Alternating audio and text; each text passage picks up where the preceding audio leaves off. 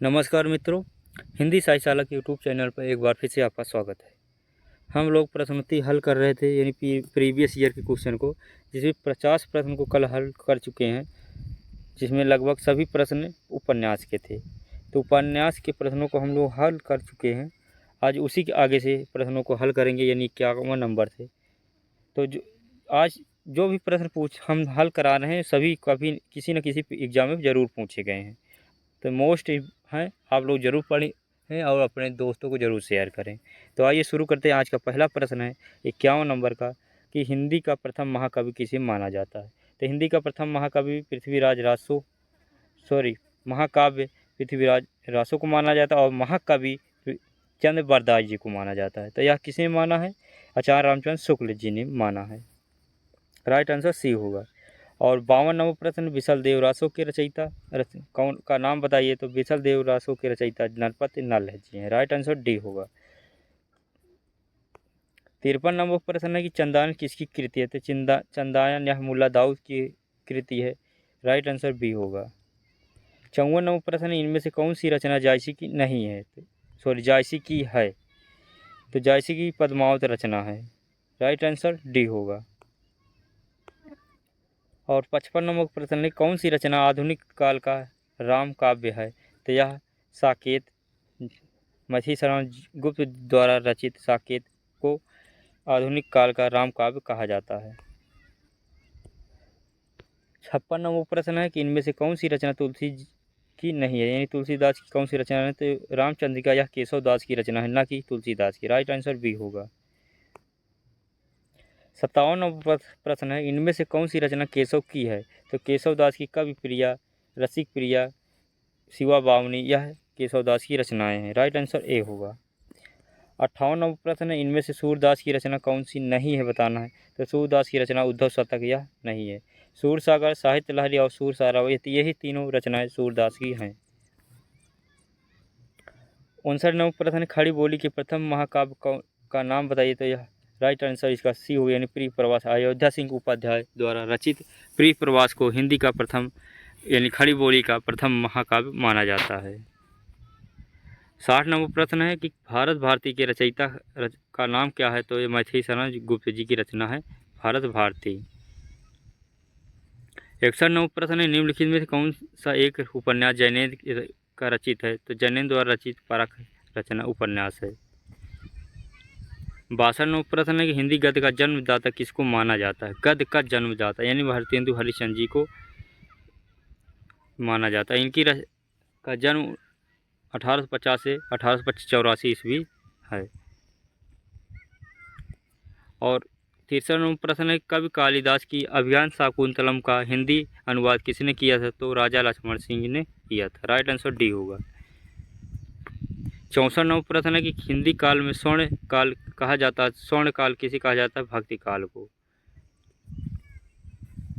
65 number प्रश्न, सूरदास के गुरु का नाम क्या था। सूरदास के गुरु का नाम वल्लभाचार्य था। वल्लभाचार्य के 4 शिष्य और विठलनाथ के 4 शिष्य को लेकर विठलनाथ ने अष्टछाप की स्थापना की थी।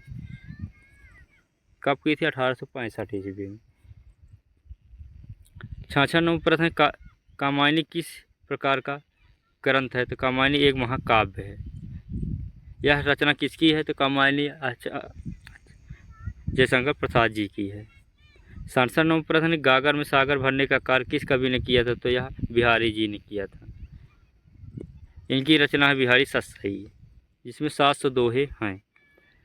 68 नंबर प्रश्न, वापसी किस विधा की रचना रचित है। तो वापसी किस विधा की रचना है, बताना है। तो यह कहानी है। 69 नंबर प्रश्न, फणीश्वर नाथ रेणु से संबंधित सही प्रदेश का नाम चुनिए। तो फणीश्वर नाथ रेणु बिहार के रहने वाले थे। और 70 नंबर प्रश्न, विद्यापति पदावली की भाषा क्या थी। तो यह मैथिल कोकिल के नाम से जाने यानी मैथिली भाषा है। राइट आंसर ए होगा।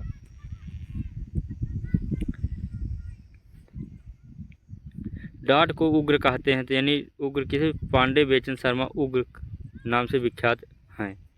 राइट आंसर बी होगा। 72 नंबर प्रश्न, बिहारी किस राजा के दरबारी कवि थे। तो बिहारी जयसिंह के राजा के दरबारी कवि थे। राइट आंसर सी होगा। 73 नंबर प्रश्न है कि शेष कादम्बनी के रचयिता कौन है, बताना है। तो शेष कादम्बनी के रचयिता कौन है, बताना है। तो राइट आंसर इसका डी होगा, यानी अलका सारावगी थी। यह यूजीसी ने 2002 में पूछा गया था। आगे का प्रश्न है 74 नंबर का, राग दरबारी उपन्यास के रचयिता कौन है। तो यह श्रीलाल शुक्ल जी का उपन्यास है राग दरबारी। 75 नंबर प्रश्न है कि पूस की रात कहानी के रचनाकार कौन है। तो यह प्रेमचंद जी की रचना है पूस की रात, यह एक कहानी है। 76 नंबर प्रश्न है कि ध्रुव स्वामिनी नाटक के रचयिता कौन है। ध्रुव स्वामिनी यह जयशंकर प्रसाद जी का नाटक है। इसकी नायिका ध्रुव स्वामिनी है। 77 नंबर प्रश्न है कविता क्या है। तो निबंध के रचनाकार कौन है। तो यह रामचंद्र शुक्ल जी का निबंध है कविता क्या है। 78 नंबर प्रश्न है गंगा छवि वर्णन कविता के रचनाकार कौन है। तो भारतेंदु हरिश्चंद्र जी हैं। राइट आंसर सी होगा। 79 नंबर प्रश्न है अनाम दास का पोथा उपन्यास के रचयिता कौन है। तो यह हजारी प्रसाद द्विवेदी जी का उपन्यास है। राइट आंसर सी होगा। 80 नंबर प्रश्न है भिक्षुक कविता के रचयिता कौन का, यानी रचनाकार कौन है। तो यह निराला जी की रचना है भिक्षुक। 81 नंबर प्रश्न पल्लव के रचयिता कौन है। तो पल्लव के रचयिता सुमित्रा नंदन पंत जी हैं। राइट आंसर ए होगा। 82 नंबर प्रश्न है कि चिंतामणि के रचनाकार कौन है। तो यह रामचंद्र शुक्ल जी का ये रचना है चिंतामणि। 83 नंबर प्रश्न जन्मेजय का नाग यह किसकी कृति है। जन्मेजय का नाग यह भी यानी जयशंकर प्रसाद जी की है। 84 नंबर प्रश्न कि हम दीवानों की क्या हस्ती आज यहाँ कल वहाँ चले मस्ती का आलम साथ चला हम धूल उड़ाते जहाँ चले, यह पंक्ति किसकी है। यह भवानी प्रसाद मिश्र भगवती चरण वर्मा की पंक्ति है। राइट आंसर बी होगा। 85 नंबर प्रश्न है कि निम्नलिखित में से सबसे पहले अपनी आत्मकथा हिंदी में किसने लिखी थी, बताना है। तो राजेंद्र प्रसाद जी ने लिखा था सबसे पहले। 86 नंबर प्रश्न है अबला जीवन हाय तुम्हारी यही कहानी आंचल में दूध और आंखों में पानी उपरोक्त पंक्ति किस काव्य की है। तो यह यशोधरा की पंक्ति, यह यशोधरा किसकी रचना है। जयशंकर प्रसाद की, सॉरी जयशंकर मैथिली शरण गुप्त जी की रचना है। 87 नंबर प्रश्न हिमालय के आंगन में उसे प्रथम किरणों का दे उपहार उषा ने हंस अभिवादन किया और पहनाया हीरे का हार, पंक्ति किस रचयिता की है। तो यह जयशंकर प्रसाद जी की है। राइट आंसर सी होगा।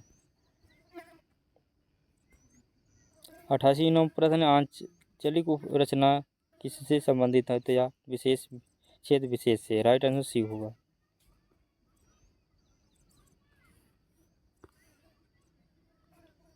89 नंबर का प्रश्न है कि निर्गुण भक्ति काव्य का प्रमुख कवि कौन माना जाता है। तो कबीरदास जी।